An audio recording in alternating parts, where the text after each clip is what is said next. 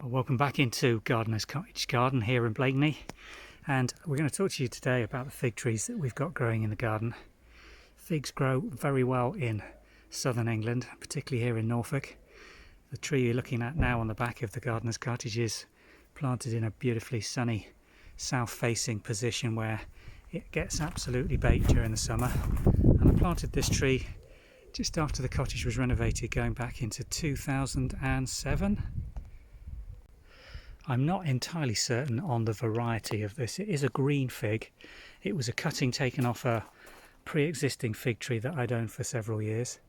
And I must admit, I have made a habit of planting figs in every garden that we've bought, because come middle of July, there's nothing quite as nice as picking a really ripe fig off your own tree. I've had a good look all over this bush. We're coming into the second week in August and there isn't a single ripe fig yet. What will happen is these will increase in size quite considerably on the run up to them ripening, and they'll go from this green colour to a purpley brown colour on the outside, and they'll become quite soft to the touch. These at the moment are absolutely rock hard. You'll see young figs developing in the buds here. This tree has to be pruned very hard each year, because it's now reaching up to around 12 to 15 feet and it starts to crowd the table that is just by the side of it against the cottage wall. So we have to take this back both in summer prunings and over winter to keep it in a decent size for the spot that it's in. You'll see one of the cuts here and the subsequent growth that comes away on just about every leaf joint. It really is a very vigorous grower. Some people recommend trying to limit the root growth on a fig to encourage it into early fruiting, and a lot you'll see grown successfully in large tubs or pots. This tree was planted here as a tiny little cutting. See the thickness of the main stem coming away from there, and the root growth will be quite strong below this tree. So it's not always recommended as a good idea to plant them right up against a house wall or a supportive or old wall that may not have particularly good foundations. The planting hole that this one's in is in pretty poor soil, to be fair. The sandy soil that we've got here in Blakeney doesn't retain much in the way of nutrients or moisture, and there's an awful lot of building rubble down there. But these trees just absolutely thrive in those conditions. We don't have to water this at all over the summer months, and the neglect we give it, it rewards us with a lovely crop of figs throughout August into early September. Let's go and see one of the other trees we've got in the rear courtyard at the cottage. Well, we've moved round now into the rear courtyard at the cottage here in Blakeney, and you'll see the planting ideas here were to try and create a lush green, almost jungle-like environment. And the fig tree was actually planted here on this west facing wall in the courtyard. Not a particularly sunny spot. You'll see the leaf at the base here growing in dappled shade, but the idea was to use this really as a parasol or umbrella. We didn't have much expectation of this tree producing anything pickable in terms of fruit, and as you'll see on this, it's got some fruit on the upper boughs, but it's really well out of picking distance. So this tree really is grown for its form and the shade that it produces in this courtyard, but it will produce a small amount of fruit, which with a ladder is very pickable. It's the same variety as the one on the back. It was taken from a tiny little cutting, and again, just look at the thickness of this stem. That's a tree that was planted at the same time as the one on the front of the house. This one's been in about 7 to 8 years now, and again it's pruned quite hard back. We'll probably take the majority of these smaller stems out during the course of the year just to use that framework. You see how we've shaped it to allow the laterals to come out and give us this beautiful bit of shade. If I just put the camera up, you'll see how valuable that is on a day like today when we've got 34 degrees here in Blakeney and absolutely clear blue skies. Lovely use of a fig tree. Well, this is one of our most established fig trees, which is growing here in mid-Norfolk on this easterly southern facing aspect.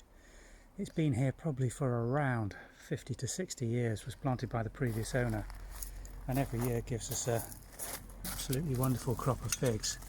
I'm going to show you just what they look like when they're ripening up. So although this is referred to as a green fig, you will see they're absolutely classic pair of ripening fruit.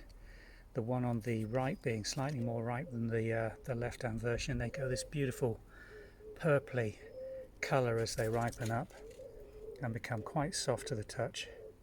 And you'll see the smaller fruit that are developing on there.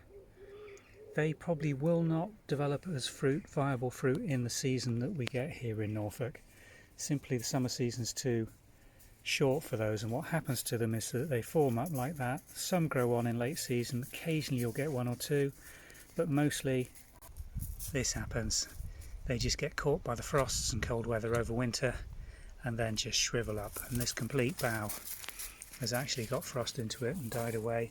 But again, it's shot sideways and you'll see these young fig growths coming on. Now those growths, those stems, is where you'll get the crop of figs next year. Won't be those ones that are developing now, but it'll be ones that stay almost as embryonic figs over the winter and then develop in spring. And we're going to go into the middle of this bush if we can work our way through this thicket, and we'll show you how we propagated from this. I've now moved right into the middle of this fig tree. You'll see the stems there against the side of the old barn where they're coming up, and you'll see just how thick the growth on this if it's not pruned away on a regular basis. But what we've also got down on the base, if I can just move the growth out of the way, is lots of almost horizontally running stems that are sitting against the ground, and there's a good chance that most of those will, where they've touched down onto the earth, set root down, and they can simply, once they have formed a rooted cutting, be cut off, dug up and potted in a vertical position to form a new plant. Now if they haven't formed root, there's an opportunity there just to come in here with a spade and literally bury those stems down under 6 to 8 inches of soil if you can get it that deep. It doesn't have to be as far as that, but then what you've got a very good chance of is this happening. You'll see I'm pulling on this one here, and just in that position there, it's just coming up, but we've got some roots forming. Do you see that? Try and get it focused. Camera's struggling to get that. I'd prefer a lot more root than that, but that's what you're going to get. These grow easily from cuttings, and by digging those up and planting them on, you can get a clone of this fig tree growing on very, very quickly. And let's go around and show you some that we dug up last year. Well, here we are around the back of the cottage. I still have to show you this stem because we haven't weeded this pot recently, but this is one of our cuttings from last year, complete with embryonic figs. They'll ripen up later in this season if we look after this, and you'll see that's already growing away with some fresh growth.